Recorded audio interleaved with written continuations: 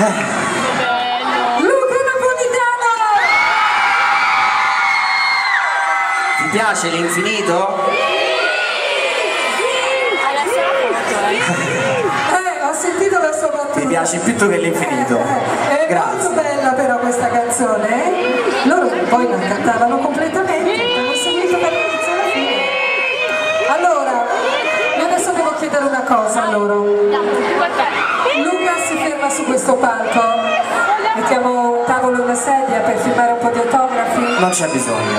Non c'è bisogno? No.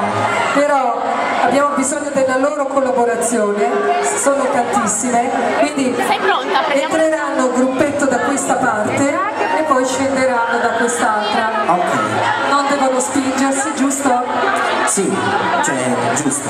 È giusto? Sto dicendo È quasi. giusto, no, stavo ancora proiettato nell'infinito. Allora ti lascio ancora spaziare nell'infinito? No, no, no, no. Posso anche andare io da loro. Ma magari se facciamo in questo modo forse è meglio. Meglio? Perlomeno. Non vorrei che poi si spingessero da questa parte, invece qui no? Preferisce fare in questo modo? Sì.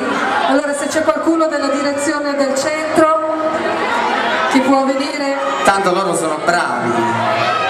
Vero? Allora cominciamo a fare gli autografi da questa parte, va bene?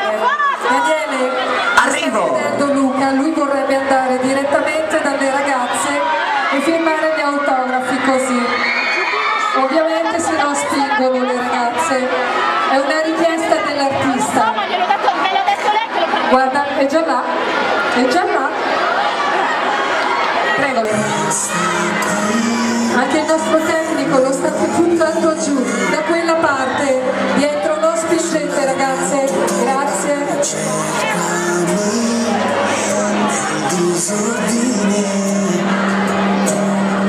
Provami a parlare senza le parole nella pioggia.